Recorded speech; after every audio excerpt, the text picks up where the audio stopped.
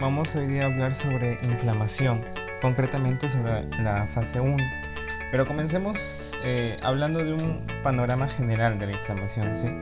Para definir inflamación vamos a tener que es una reacción ante qué, una reacción de todos los tejidos que poseen vascularización ante una amenaza o ante posibles patogenias, ya sea de origen interno o de origen externo. Eso es básicamente lo que nos dan el concepto de inflamación los libros de patología. Ahora, concretamente hablando, la inflamación, ¿qué viene a ser? La inflamación viene a ser un proceso que tiene el cuerpo, ¿para qué? Para regular y para reparar, básicamente. Esa es la finalidad de este proceso fisiopatológico. Ahora, según el tiempo de aparición, para hablar a grandes rasgos, vamos a tener dos tipos: la inflamación aguda y la inflamación, la inflamación aguda y la inflamación crónica. Bien, la inflamación se divide en 4 fases. La primera fase de iniciación, ¿de qué se encarga? Se encarga del reconocimiento del agente que está causando una posible patogenia. Luego viene la amplificación, que depende de qué. Depende de en qué áreas se ha habido una lesión y de la activación de mediadores, ya sea químicos o celulares. Una tercera fase de destrucción del agente lesivo y una cuarta fase de finalización o de reparación también se le considera.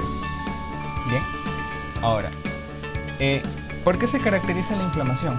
La inflamación se caracteriza por tumor o el edema que acá vemos, por rubor, que básicamente son cambios vasculares, por pérdida de función, que es ya cuando la inflamación o cuando el tejido ha sido atacado por el propio sistema inmune, que lo lleva a perder su fisiología normal.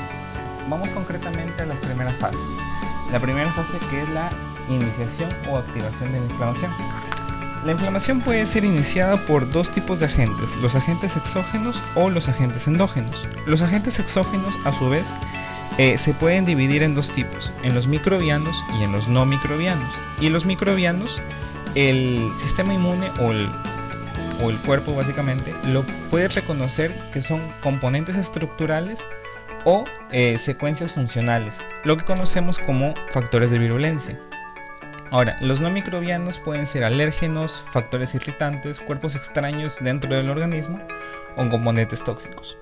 Dentro de los agentes endógenos, más que todo, acá viene a ser considerado lo que vemos ya después en patologías como autoinmunidades, Y acá se desglosa en 3 partes: en la de células o tejidos en estrés u oxidados, de productos de degradación de matriz extracelular o de estructuras microcristalinas. Acá vamos a ver algunos de los cambios vasculares que se van a ver dentro del proceso inflamatorio, concretamente lo que sobreviene primero, que es la inflamación aguda. Acá vemos, por ejemplo, una vénula normal, que las células endoteliales se mantienen conectadas, pero ¿qué pasa? Que cuando hay un proceso inflamatorio agudo, se liberan varias citocinas y varias sustancias vasoactivas que serán dichas más adelante. Pero ¿qué pasa? Estas uniones entre cada célula endotelial se hacen más grandes y permiten la extravasación ¿de qué? De fluidos, concretamente lo que conocemos como un transudado. Entonces, a través de estas brechas va a salir y va a ser lo que va a condicionar una de las cosas que caracteriza una inflamación, que es el edema. Ahora, ¿qué pasa si hay una injuria o un daño directo al endotelio? Bien, esas brechas que se forman no van a ser del mismo tamaño que si fuera un agente exógeno o un agente proinflamatorio, sino que estas células se van a necrosar concretamente, y esas brechas van a ser aún más grandes, lo que va a condicionar que se forme el edema en mayor tamaño, o en mayor proporción, mejor dicho, y en un menor tiempo. Los mediadores de la inflamación las podemos dividir en dos: los mediadores plasmáticos de la inflamación y los mediadores celulares de la inflamación. Dentro de los mediadores plasmáticos vamos a encontrar a mediadores vasoactivos y a mediadores quimiotácticos. Bien, en sí, los mediadores químicos, ¿a qué ayudan? Ayudan a desencadenar, a amplificar y a finalizar los procesos inflamatorios. Ahora, los mediadores que se derivan de las células y del plasma, mejor dicho, actúan juntos. ¿Para qué? Para la activación de las células al unirse a los receptores específicos dentro del endotelio, y los que van a ayudar a amplificar todo el proceso inflamatorio. Dentro de los mediadores vasoactivos vamos a tener a la histamina, principalmente, a la serotonina, a las bradicininas, a las anafilotoxinas, a los leucotrienos y prostaglandinas, básicamente también a los factores de activación de plaquetas y al óxido nítrico. Todos ellos van a condicionar dos procesos, básicamente: la vasodilatación, que también va a condicionar otro de las grandes características de la inflamación, que es el rubor o la hiperemia, y también va a continuar aumentando la permeabilidad vascular, lo cual va a llevar a aumentar el edema. Ahora, por otro lado, tenemos a los factores quimiotácticos, que estos son el resultado de la activación de las cadenas del complemento y también de la activación de las vías de la vía COX-1 y COX-2, o de las vías de la vía de los leucotrienos.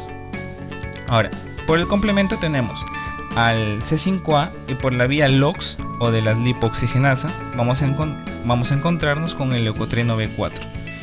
También tenemos a varios péptidos y a varias quimiosinas. Bien, ahora, ¿esto qué va a condicionar? Va a condicionar el reclutamiento de células inflamatorias, lo cual va a llevarnos o a amplificar aún más la inflamación aguda, y si esta se mantiene en el tiempo, o el agente lesivo se mantiene a pesar del proceso inflamatorio, se van a llamar o se van a reclutar a lo que son las células de la inflamación crónica, conocidas como los macrófagos, los linfocitos y células plasmáticas. Continuando, tenemos acá una imagen que nos detalla más específicamente las células, o bueno, los factores derivados del plasma y los factores derivados de células. Los factores derivados de plasma tenemos al factor de Hangemann, o factor 12 también llamado, que lo voy a explicar más a detalle más adelante. Pero acá tenemos que este factor de Hangemann va a aumentar la activación de sistemas fibrinolíticos y al sistema de las calicreínas. Ahora, esto va a aumentar producto en la síntesis de productos de fibrina. El sistema de calicreínas va a aumentar a las quininas, y entre ellas la más abundante, a la bradicinina, y aparte vamos a tener a la activación del sistema de complemento, lo cual va a aumentar la concentración en sangre de las anafilotoxinas. Entre ellas tenemos a la C3 y a la C5A. Bien, por otro lado tenemos a los mediadores derivados de células. Acá tenemos a los mastocitos, o a la degranulación de basófilos, que liberan histamina, a las plaquetas, que liberan serotonina gracias a su desgranulación, a células inflamatorias, que van a liberar factor de activación plaquetario, prostaglandinas y leucotrienos, y al mismo endotelio, que va a liberar óxido nítrico, factor de activación plaquetario y prostaglandinos. Todos estos factores, como lo mencioné, van a aumentar la permeabilidad vascular, lo cual va a condicionar el aumento del edema. Agentes que pueden producir algún tipo de daño, básicamente el daño endotelial, va a pasar a activar el factor de Hangemann, y este factor de Hangemann a su vez va a activar tres vías en específico. Primero, activa la plasmina, lo que condiciona fibrinólisis, y gracias a esta fibrinólisis se producen productos de degradación de fibrina, entre ellos el dímero D, por ejemplo. A su vez, se pasa a la activación del complemento, que son que a las finales vamos a tener a la activación o a la producción de anafilotoxinas quimiotácticas. Bien, estas anafilotoxinas, acá las tenemos, son la C4A, la C3A y la C5A. solitas o como tal, son estimulantes o son agentes quimiotácticos, y además son van a condicionar la respuesta inmune, pero ellos también van a pasar a dos vías. Una, la estimulación de células mastocíticas o células a los mastocitos, que a su vez van a liberar la histamina y van a estimular la producción de leucotrienos. Bien, estos a su vez van a producir la contracción del músculo liso, pero a su vez también ellos van a producir o van a activar las vías de la ciclooxigenasa y las vías de la lipoxigenasa. Las dos van a condicionar la producción de prostaglandinas y leucotrienos, lo cual va a aumentar la contracción del músculo liso. Ahora, depende del territorio en el que nos encontremos, vamos a condicionar, por ejemplo, si estamos a nivel de las vías aéreas, broncoconstricción, pero en general, donde encontramos músculo liso abundante, vamos en los vasos sanguíneos, lo cual se va a traducir como vasoconstricción. A su vez, esto aumenta la permeabilidad vascular, como ya hablamos anteriormente, lo cual condiciona el edema.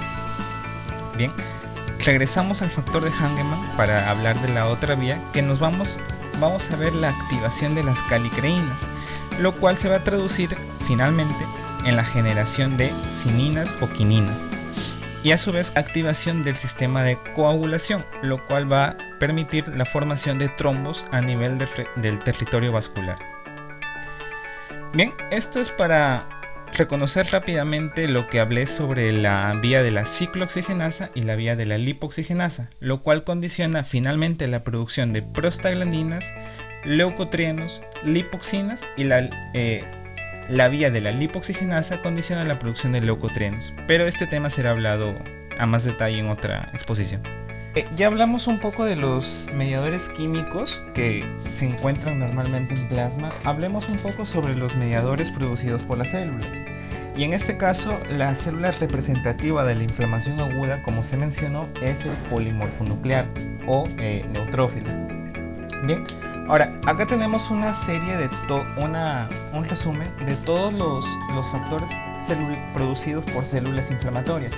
Tenemos a las interleucinas, a factores de crecimiento, a las quimiosinas, a los interferones y a citocinas proinflamatorias. Dentro de las interleucinas inflamatorias vamos a tener a la interleucina 1, a la interleucina 6, a la 8, a la 13 y a la 10. Dentro de factores de crecimiento tenemos el factor de crecimiento de macrófagos. Luego, dentro de las quimiosinas, que es una amplia gama de quimiosinas, vamos a tener que su función básica es la quimiotaxis de leucocitos y la activación de leucocitos. Vamos a tener a los interferones, pero dentro de los interferones, uno de los más importantes es el interferón alfa, considerado uno de los más importantes en reclutamiento en inflamación. Y dentro de las citocinas proinflamatorias tenemos al factor de necrosis tumoral alfa. Bien, ahora, todos estos se reúnen básicamente, y hablando de inflamación aguda, con el neutrófilo. Hablemos un poquitito nada más del neutrófilo y vamos a hablar solamente de sus funciones. Es parte de la inmunidad innata y se va a encargar básicamente de la fagocitosis, de la producción de moléculas antimicrobianas. Dentro de ellas va a ser productos oxigenados o productos de radicalización de las moléculas de oxígeno. A su vez vamos a tener que cumplir roles de macrófagos, como mediante tres procesos: atracción, activación y diferenciación, que van a ser rápidamente expuestos más adelante, porque si mencionamos todos estos va a ser un poco confuso. Actúan también a manera de célula dendrítica, como por la liberación y la atracción por medio de quimiosinas. A su vez, también se encargan de la maduración de otras células del sistema inmune por medio de varias moléculas, entre ellas las que tenemos que se llaman las alarminas. En cuanto a su interacción con linfocitos T, se van a encargar también de promover la activación y a su vez también se van a encargar en parte de la supresión de los agentes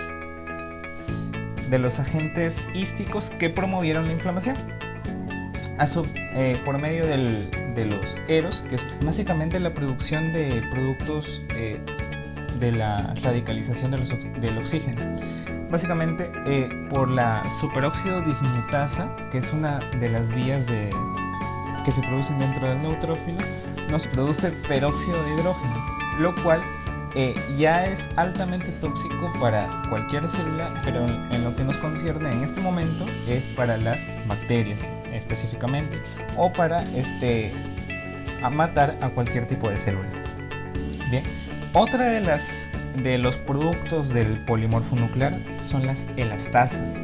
Las elastasas se producen en el polimorfo nuclear, pero una vez entra o interactúa con la célula endotelial, activa una vía que es la vía de las antinas. Bien, para la producción finalmente de ácido úrico por parte de la célula endotelial. Esto no lo produce el polimorfo nuclear, eso quería aclarar, sino es producida por la misma célula endotelial. ¿Y de qué va a servir? Va a servir como relajar aún más al músculo liso del vaso sanguíneo para ser un mediador o para ser un señalizador intracelular, para aumentar aún más la producción de radicales de oxígeno, pero ya no por el polimorfo nuclear, sino por la misma célula endotelial, y para la hidroxilación de otros productos. Bien, ahora tenemos otra vía que es la vía para la producción de ¿qué? De óxido nítrico. Esto es parte de las funciones de la célula endotelial, pero el polimorfo nuclear es uno de las células que promueven esta formación a través de SOD o la superóxido dismutasa, como lo vemos acá. ¿A qué nos lleva todo lo anteriormente explicado? Básicamente la exposición se resume en este cuadrito. Bueno, que básicamente los factores humorales que llevaron primero a los primeros pasos de la inflamación, luego terminan ¿con qué? Con la interacción del polimorfo nuclear con el endotelio. Básicamente esto pasa alrededor de 5 pasos. Bien, primero lo que sucede y que es la activación endotelial. Esto se da gracias a los mediadores inflamatorios. Acá tenemos a las histaminas, al factor de activación plaquetario, a la interleucina 1 y al factor de necrosis tumoral alfa. Bien, ¿qué pasa con ellos? Ellos, producidos por el mismo endotelio y por los factores plasmáticos, van a promover que los polimorfos nucleares vengan e interaccionen con el endotelio. Bien, ¿qué pasa una vez que ya el neutrófilo o polimorfo nuclear está en contacto con el endotelio? Bien, él produce L-selectina, integrinas, que son moléculas de unión, y a su vez la célula endotelial produce dos tipos de selectinas, la E-selectina y la P-selectina. Esto, como lo dijo Joaquín, se producen en varios sitios del polimorfo nuclear y en varios sitios de la célula endotelial, cosa que la interacción entre ellos simula un efecto de que el polimorfo está rodando por encima del endotelio. Justamente ese proceso se llama rodamiento. Durante el rodamiento, como lo mencioné, se siguen produciendo L-selectinas y se siguen interactuando con la E-selectina y la P-selectina. Luego, una vez que ya ha finalizado este proceso de rodamiento, el neutrófilo tiene una adhesión firme a la célula endotelial gracias a otras moléculas que son las integrinas. Y a su vez esto también es permitido por la célula endotelial gracias a dos tipos de moléculas de adhesión, que es las ICAM y las BCAM. Bien, ahora, luego cuando sigue el proceso inflamatorio, gracias a las moléculas que se ajustan, entre ellas las quimiosinas, se produce el fenómeno de transmigración, que es que en la unión entre célula endotelial y célula endotelial, el polimorfo nuclear cambia de forma. ¿Para qué? Para ingresar al tejido lesionado, si es que el agente patógeno se encuentra dentro de este tejido. Esto se da gracias a qué? Por parte del polimorfo nuclear, gracias a la interacción de integrinas básicamente, y por la célula endotelial, gracias a moléculas de adhesión, como lo mencioné, que son la ICAM, pero acá se adhesiona. Ya vamos a ver